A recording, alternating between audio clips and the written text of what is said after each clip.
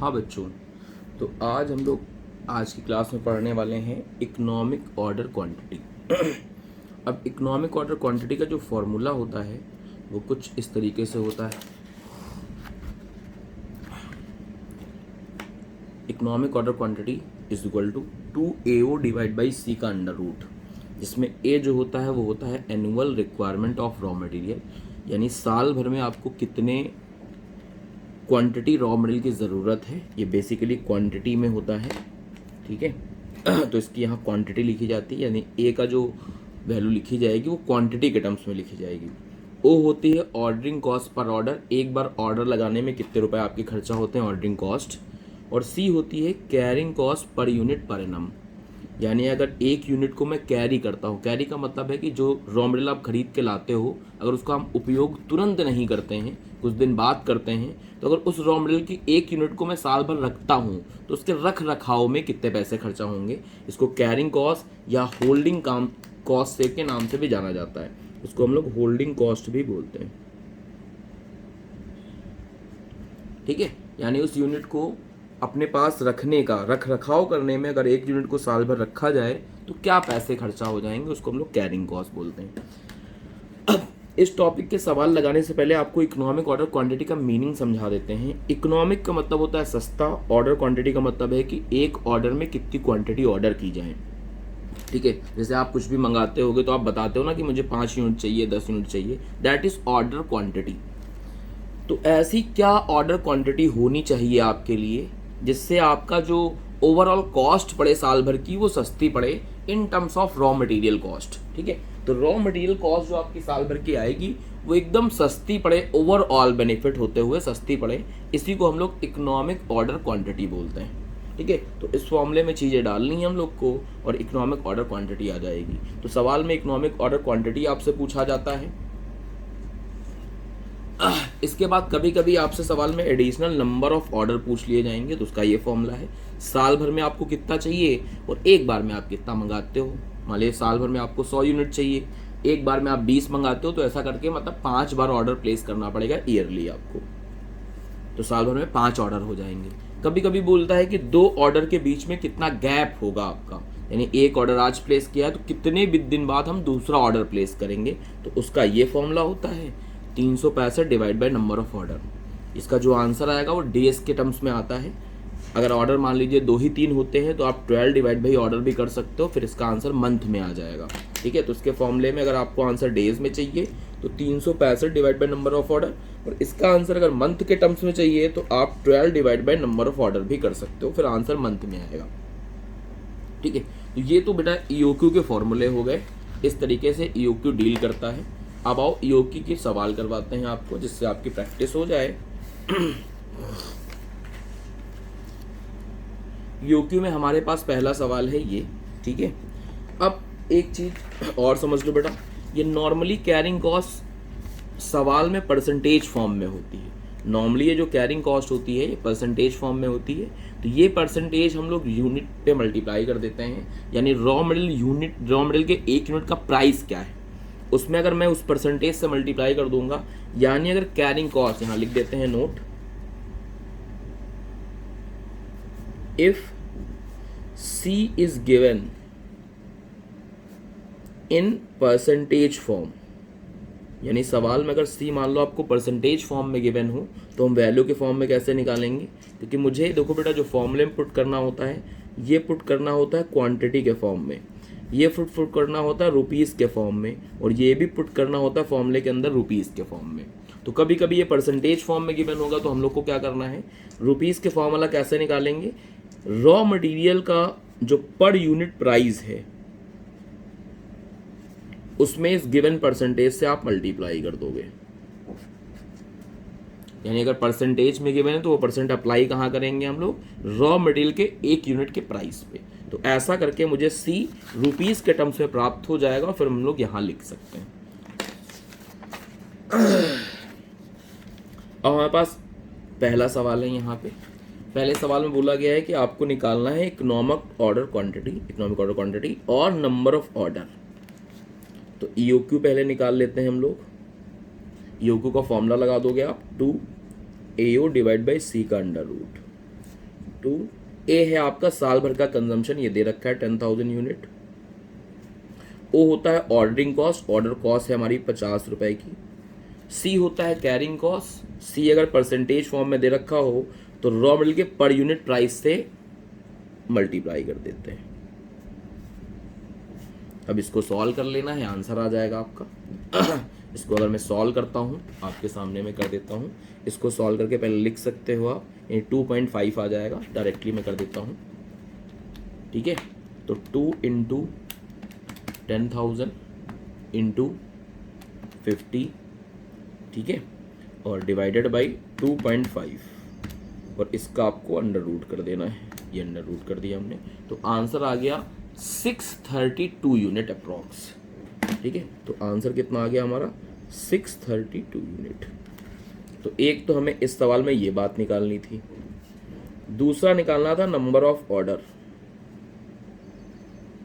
तो number of order निकाल सकते हैं, साल भर में आपको कितना मंगाना है, जिसको हम लोग ए बोलते हैं, और एक बार में आप कितना मंगा रहे हो 620। ईओक्यू का यही मतलब ही होता है कि एक बार में मैं कितना कितना करके मंगाऊं, जिससे ओवरऑल साल भर में जो मेरी रॉ मटेरियल कॉस्ट है वो सस्ती पड़े। इसलिए इसका नाम है इकोनॉमिक ऑर्डर क्वांटिटी। इकोनॉमिक का दूसरा मीनिंग सस्ता भी होता है।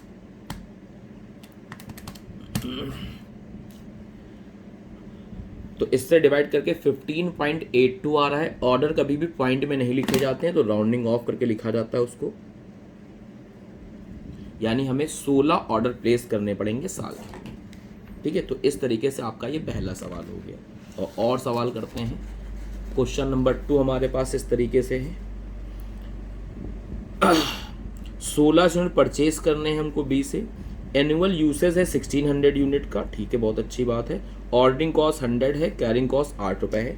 ईओक्यू निकालना है, तो सीधा फॉर्मूले पे डाल देते हैं। फॉर्मूला मैं ऊपर लिख चुका हूं, तो मैं डायरेक्टली इस बार पुट कर दे रहा हूं।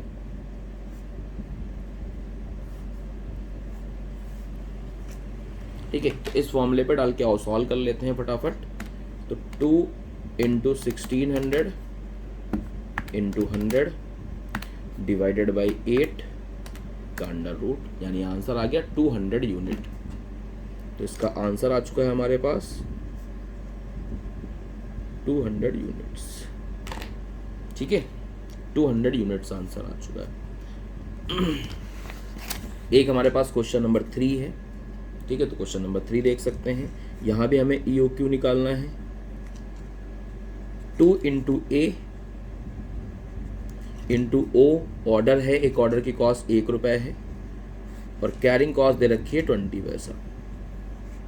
कैरिंग कॉस्ट बोले, होल्डिंग कॉस्ट बोले, स्टोरिंग कॉस्ट बोले, एक ही बात होती है। तो इसको फॉर्मूले में डाल के आप सॉल्व कर सकते हो। 2 into 36,000 into 1 rupees divide by 0.20 का अंडर रूट कर दोगे, आंसर आ जाएगा आपका 600 यूनिट। ठीक है, एक और सवाल और देखते हैं। क्वेश्चन नंबर 4 हमारे पास है। इसमें भी हमको ईओक्यू निकालना है। 2 इंटू 8,000 इंटू, ठीक है, ये बाइंग कॉस्ट है और ये हमारा स्टोरिंग कॉस्ट है। ठीक है, बाइंग कॉस्ट लिखा है पर ऑर्डर, यानी ऑर्डरिंग कॉस्ट है ये। कभी कभी दूसरे नाम से सवाल में दे देता, थोड़ा सा आपको ध्यान रखना है। तो ऑर्डरिंग कॉस्ट है 15 रुपये, carrying cost cost per unit का 5%। इसको सॉल्व कर सकते हो। इसका 5% निकालते हैं तो 1.5 आता है, और सॉल्व करते हैं। 2 into 8,000 into 15 divide by 1.5 under root कर दो, आंसर आ जाएगा आपका 400 यूनिट। ठीक है, क्वेश्चन नंबर 5, इसमें भी हम लोग को ईओक्यू निकालना है, इकोनॉमिक ऑर्डर क्वांटिटी, और साथ ही में नंबर ऑफ ऑर्डर भी निकालना है। तो दोनों बातें निकाल देंगे। पहले ईओक्यू निकाल लेते हैं। 2 इंटू एनुअल कंजम्पशन यानी 120, बाइंग कॉस्ट पर ऑर्डर है 20 रुपीज़, कैरिंग कॉस्ट हो जाएगा 100 का 12%। ठीक है, इसको सॉल्व कर लेते हैं। 2 इंटू 120 इंटू 20, और 100 का अगर 12% निकालते हैं तो 12 आ जाएगा।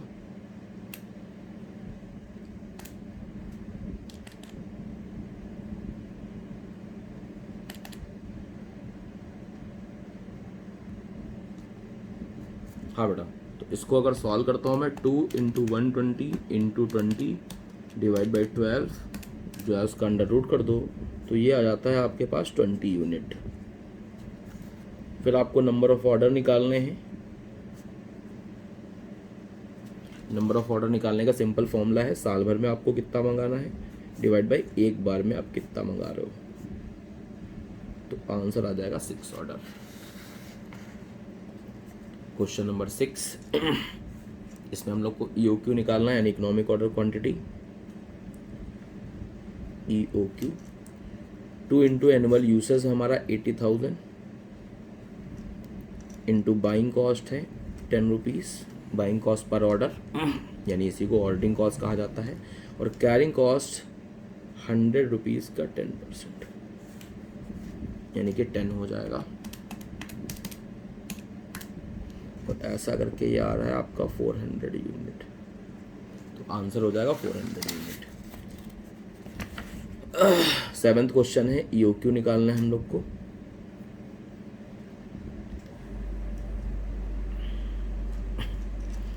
What is the economic order quantity? Calculate EOQ from the following and also number of orders। तो नंबर ऑफ ऑर्डर्स भी निकालना है इसमें हम लोग को। EOQ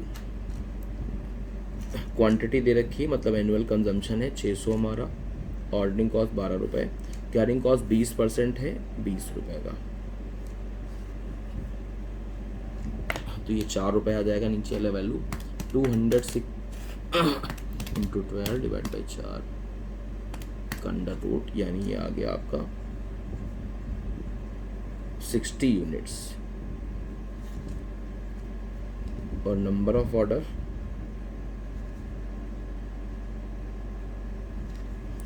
साल भर में हमें चाहिए 600 और एक बार में मंगा रहा हूँ 60,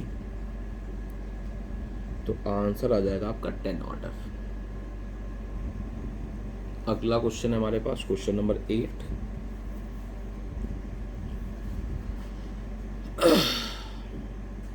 अब कभी कभी कैरिंग कॉस्ट क्या होता है, कैरिंग कॉस्ट के बाइफर्केशन दे रखे होते हैं। जैसे कैरिंग कॉस्ट के अंदर देखो रिटर्न आ जाता है इन्वेस्टमेंट का, जिसको आप सिंपली अपॉर्चुनिटी कॉस्ट या इंटरेस्ट बोलते हो, ठीक है। तो इंटरेस्ट फैक्टर भी आ जाता है उसके अंदर हमारा। रेंट, इंश्योरेंस, टैक्स, रख रखाव में जितना भी पैसा खर्चा होगा वो हमारा कैरिंग कॉस्ट बनेगा। तो अब सी, ये भी सी का पार्ट है कैरिंग कॉस्ट का, ये भी कैरिंग कॉस्ट का पार्ट है, यानी ये दोनों ही हमारे कैरिंग कॉस्ट का हिस्सा है। लेकिन एक चीज परसेंटेज में दे रखी है, एक चीज रुपीज में दे रखी है, तो हमें सी पहले निकालना पड़ेगा। कैसे निकालोगे? जो रुपीज में दे रखा है उसको तो ऐसा ही ले लो, जो परसेंटेज में दे रखा है उसको प्राइस से मल्टीप्लाई कर लो,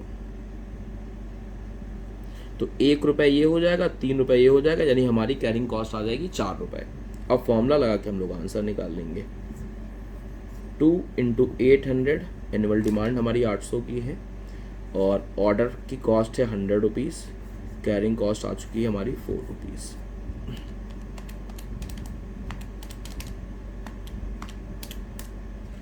ऐसा करने में हमारा आंसर आ जाएगा 200 यूनिट, ठीक है। कैरिंग कॉस्ट, होल्डिंग कॉस्ट, उसके अंदर कई सारी चीज़ें आती हैं, स्टोरेज आ जाता है, इंश्योरेंस आ जाता है, आपका टैक्सेस आ जाते हैं, कुछ छोटी मोटी चुटपुट चोरी वगैरह हो जाए रॉ मटेरियल के, उसमें जो आपका नुकसान हो जाएगा वो भी कैरिंग कॉस्ट का हिस्सा बनता है, प्लस अपॉर्चुनिटी कॉस्ट या इंटरेस्ट कॉस्ट कह सकते हो उसको। तो ये सब कैरिंग कॉस्ट के कंपोनेंट हैं, इतनी चीज़ें कैरिंग कॉस्ट के अंदर चीज़ें आती हैं। क्वेश्चन नंबर 9, EOQ, ठीक है। यहाँ पे state the number of order भी लिखा है, तो चलो EOQ भी निकाल देते हैं और नंबर ऑफ ऑर्डर भी निकाल देते हैं, ठीक है। तो EOQ हो जाएगा। अब देखो कभी कभी क्या करता है, अब चालाकी करेगा। जैसे हमने अभी आपको फॉर्मूला जब लिखवाया था तो हमने लिख दिया था कि यहाँ एनुअल रहता है, लेकिन सवाल क्या करता है, कभी कभी मंथली दे देगा, कभी कभी क्वार्टरली देगा। तो इन मेन पॉइंट का ध्यान रखना है आपको। तो मंथली दे रखा है, तो यानी एनुअल बनाने के लिए हमारा ए कितना हो जाएगा आपका 200, इसमें 12 से मल्टीप्लाई कर दो आप, तो 2 इंटू 3000, ठीक है। और प्लेसिंग ऑर्डर की कॉस्ट है 30 रुपीज़, डिवाइड बाई 5 रुपीज़ का 10%, तो 2 इंटू 3000 इंटू 30 डिवाइड बाई 50 पैसा का अंडर रूट यानी 600 kg। एक चीज़ और ध्यान रखना है, आंसर का जो यूनिट होगा, यूनिट का मतलब है न्यूमेरिक टर्म्स के बाद आप क्या लिखते हो, जिस फॉर्म में ए होगा आपका वही यहाँ पे आएगा। अभी तक सवालों में ए यूनिट में गिवन होता था तो मैं यूनिट लिखता था, इस सवाल में ए जो है क्वांटिटी केजी में लिखी तो आंसर भी केजी के फॉर्म में आएगा। नंबर ऑफ ऑर्डर्स साल भर में चाहिए हमें 3000 और एक बार में मंगा रहा हूं मैं 600, यानी मुझे प्लेस करने पड़ेंगे बेटा 5 ऑर्डर। क्वेश्चन नंबर 10, इसमें भी यू क्यू निकालना है हम लोग को। तो 2 into annual demand into ordering cost divide by carrying cost, 2 into 12,000, तो इसका आंसर आ रहा है 379 यूनिट्स अप्रॉक्स। ठीक है, 379 यूनिट्स अप्रॉक्स में राउंडिंग ऑफ करके लिख रहा हूँ तो अप्रॉक्स लगा देता है आगे। एक और सवाल है हमारे पास 11th, इसमें भी हम लोग को EOQ निकालना है। 2 इंटू 1080 और प्लेसिंग ऑर्डर की कॉस्ट है 600, कैरिंग कॉस्ट है 6 रुपीज़।